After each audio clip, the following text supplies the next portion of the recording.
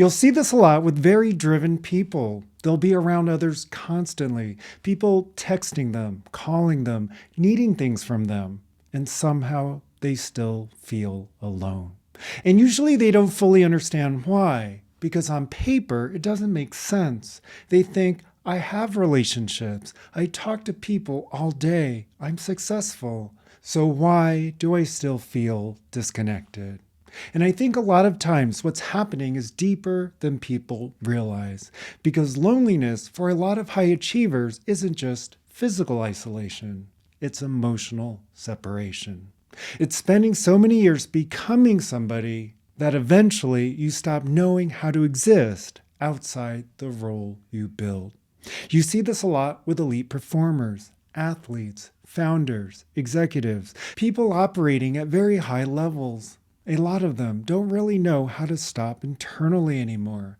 And I don't just mean physically stop. I mean the body slows down, but the mind keeps moving, always thinking, always planning, always anticipating, always solving the next thing.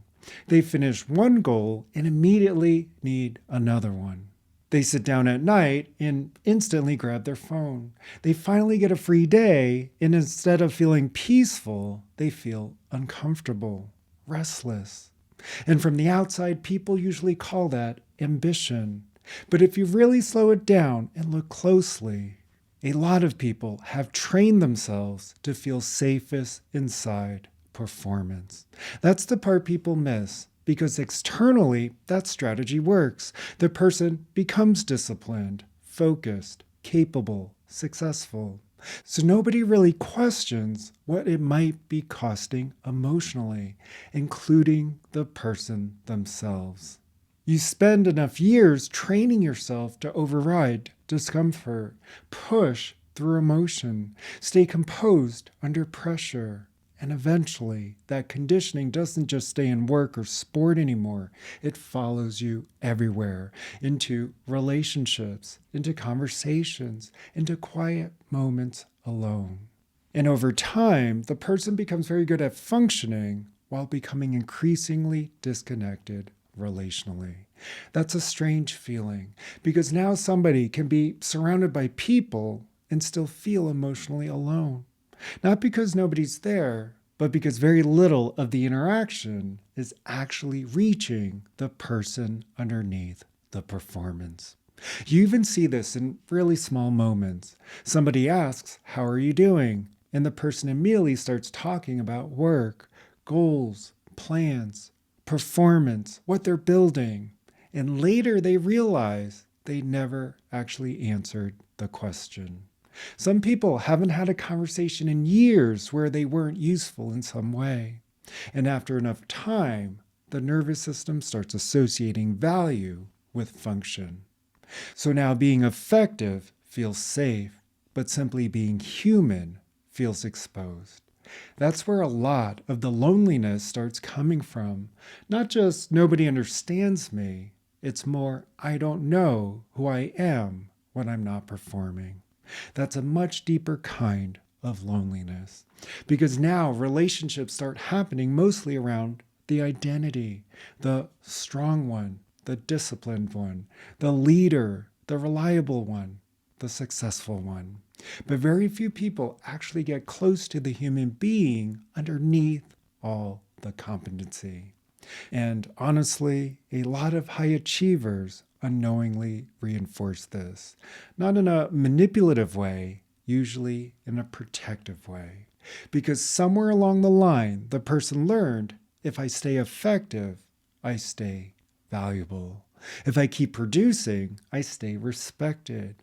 If I keep achieving, I stay safe. So they slowly stop letting people see uncertainty, emotion, need, confusion, stillness. Everything becomes management, managing perception, managing emotion, managing outcomes, managing image. And eventually, the person gets so used to being the role, they almost forget there's a difference between themselves and the performance. And what's difficult is A lot of the traits that help somebody become extraordinary in one environment don't necessarily translate well into intimacy, because high performance often rewards control, suppression, pressure tolerance, constant optimization. But deep connection usually requires something very different: presence, honesty, softness, openness, the ability to be with somebody without needing to prove anything. And a lot of people operating at high levels haven't practiced that side of themselves in a very long time. That's why some highly successful people can walk into a room full of admiration and still feel completely unseen, because admiration and connection are not the same thing. Respect and intimacy are not the same thing. Being needed and being known are not the same thing. And honestly, I think this is where there's a huge difference between a high achiever and a high performer. A high achiever learns, how do I produce results no matter what's happening internally?